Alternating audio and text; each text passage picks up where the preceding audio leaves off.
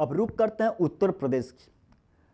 इसी साल 2022 यानी कि विधानसभा चुनाव को लेकर राजनीतिक पार्टियां अपने आप को साबित करने में लगे हुए हैं। एक दूसरे को साबित करने के लिए, अपनी जमीन को मजबूत करने के लिए जी जान लगा रहे हैं।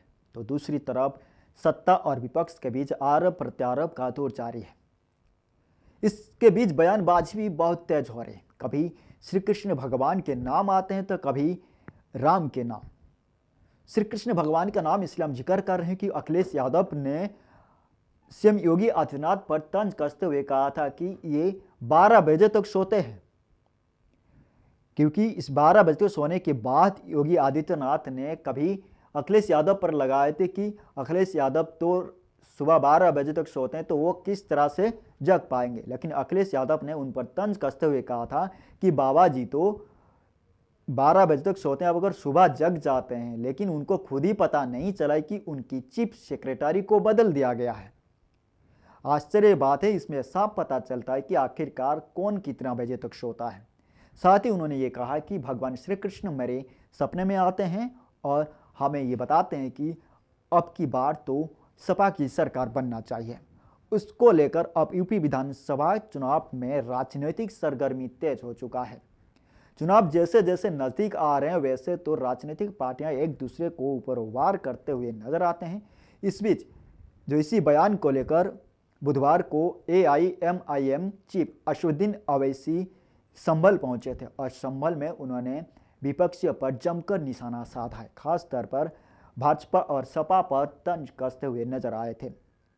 उत्तर प्रदेश के पूर्व मुख्यमंत्री और समाजवादी पार्टी के राष्ट्रीय अध्यक्ष अखिलेश यादव पर तंज कसते उन्होंने कहा था कि अखिलेश ने एक बयान में कहा है कि उनके सपने में भगवान श्री कृष्ण आते हैं और कहते हैं कि यूपी में समाजवादी पार्टी की सरकार बनने जा रही है। इस बयान को लेकर संभल के असमोली में आयोजित एक जनसभा में ओवैसी ने सपा अध्यक्ष पर तंज कसते हुए कहा था कि भाजपा को सपने में राम देखती है तो अखिलेश को श्री कृष्ण दिखाई देते हैं। अखिलेश यादव के सपने में आकर जब भगवान श्री कृष्ण ने कह दिया है कि वो मुख्यमंत्री बन रहे हैं तो फिर चुनाव की जरूरत क्या है।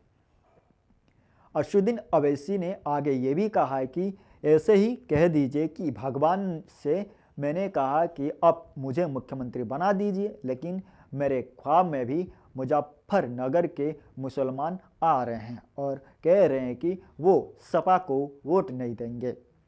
वो मुझसे कह रहे हैं कि कोई हमारे हक की आवाज़ बुलंद करें।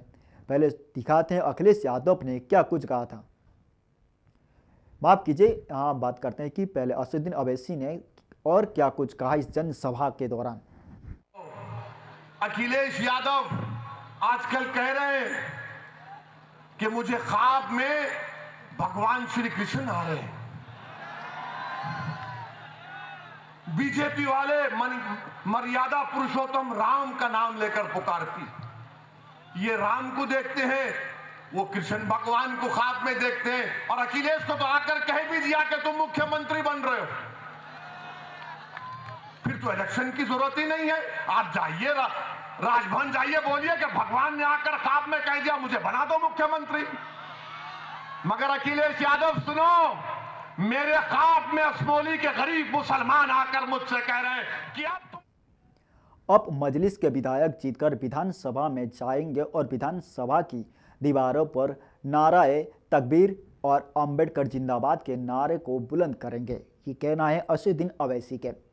साथ ही उन्होंने ये भी कहा है कि मैं आपके इंसाफ की लड़ाई लड़ रहा हूँ, मैं आपके मान सम्मान की लड़ाई लड़ रहा हूँ। मुझे कहा जाता है कि वोट काटने आया हूँ, मैं वोट काटने नहीं आया हूँ। बता दें कि असमोली क्षेत्र के गांव के शहबाजपुर कला में आयोजित जनसभा को संबोधित करते हुए असदुद्दीन ओवैसी ने यह भी कहा है कि साल 2019 के लोकसभा चुनाव में सपा और बसपा मिलकर लड़े, फिर भी 15 सांसद बने। डॉक्टर शफीकुर रहमान वर्क जीते तो वो अपनी ताकत की वजह से ही जीते हैं, समाजवादी पार्टी की वजह से नहीं जीते हैं। अगर तुम्हारे वोट एक साथ पड़ जाते तो सपा और बसपा वाले 15 ही सीट क्यों जीतते। संविधान की इज्जत और अजमत को बचाना है तो आपको सोच समझकर फैसला लेना होगा। असमली विधानसभा क्षेत्र का जिक्र करते हुए उन्होंने ये भी कहा है कि जो 50,000 हैं वो 1.37 लाख पर हुकूमत करेंगे और विधायक बनाएंगे। क्या तुमने पहले बसपा के नेता रहे हो? अकीलुल रहमान के वोट नहीं दिया गया है तो क्या हुआ? क्यों दिया? और कल तक कोई विकल्प नहीं था, आज आपके पास एक विकल्प है। तो वही असदुद्दीन अवैसी ने हरिद्वार धर्म संसद में दिए गए भड़काऊ भाषण का भी जिक्र करते हुए कहा है कि मुसलमानों को मिटाने की बात करने वाले डॉक्टर भीमराव अंबेडकर के बनाए संविधान के दुश्मन हैं। मैं मुसलमान हूं और मुझे वतन से प्यार है। प्रधानमंत्री नरेंद्र मोदी से सवाल किया है कि आप बताएं, जो हमको धर्म संसद करके मिटाने की बात कर रहे हैं वो कौन लोग हैं? अवैसी ने कहा है कि शहबाजपुर कला गांव में पहले एक कॉलेज था जहां बंद चलता था, इसके बाद उसको बंद कर दिया गया है। बताएं कि ये कॉलेज किसने बंद किया है? मुसलमानों के पास 2% जमीन भी नहीं है, इसलिए अवैसी मुसलमानों को इंसाफ दिलाने की बात कर रहे हैं। जब सीएम का कानून आया तो जब सीए का कानून, खास तौर पर जो नागरिकता कानून को जो संशोधन बिल में पास किया गया था लोकसभा के दौरान, उसी समय तो कांग्रेस और सपा क्यों विरोध नहीं किया? ओवैसी ने यहाँ इस सीए को लेकर तंज कसा है सपा और बसपा के बाद कांग्रेस पर भी। उन्होंने कहा है कि कांग्रेस विरोध क्यों नहीं किया, उसके ऊपर भी कई सवाल खड़ा किए हैं। तो वहीं अखिलेश के बयान से सूबे के मुख्यमंत्री योगी आदित्यनाथ भी इससे अछूते नहीं हैं। सीएम योगी ने सपने में भगवान श्री कृष्ण तो नहीं आए हैं, लेकिन भगवान ने उन्हें ये जरूर बता दिया है कि अखिलेश यादव के सपने में उन्हें क्या क्या कहा था, जिसकी कहानी सीएम योगी ने मंगलवार को एक रैली के दौरान बयां की। यही नहीं, सीएम योगी ने जोहारा बाग कांड का जिक्र करते हुए इशारों में तंज कसा है और तंज कसते हुए कहा कि सारी बातें पंचतंत्र की किसी कहानी की तरह ही जरूर लग रही है, या फिर जरूरत होगी कि पंचतंत्र की कहानी है। पंचतंत्र एक ऐसा जगह, जो एक ऐसे किताब है जिसमें कई तरह से किताबें लिखी जाती है, कई तरह से जो कहानी है वो कहानी सुना जाता है। ठीक उसी तरह से उस बयान को योगी आदित्यनाथ ने किया है।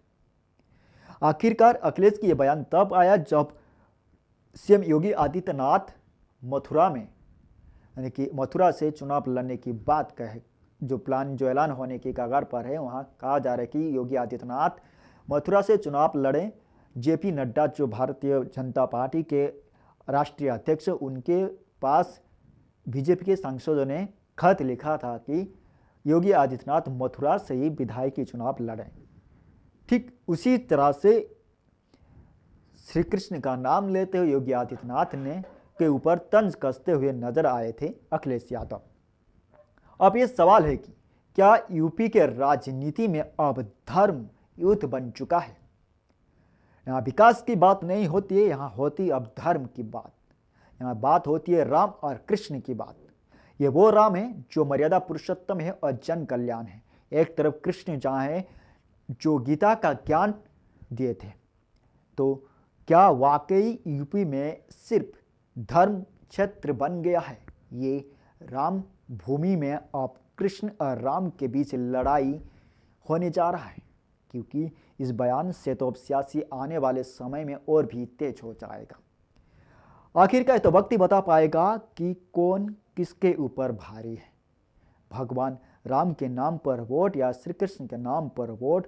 कौन किसके सपने में आया है और कौन नहीं आया है, किसके बात में कितना है दम, ये तो वक्त ही बता पाएगा चुनाव की तारीख ऐलान होने के बाद और चुनाव के नतीजे आने के बाद। क्योंकि देश के सबसे बड़ा लोकतंत्र के ताकत पर होता है जनता, और जनता ही तय करती है इस पर सत्ता में किसको बैठाया जाएगा, क्योंकि यहाँ जनता जनार्दन है।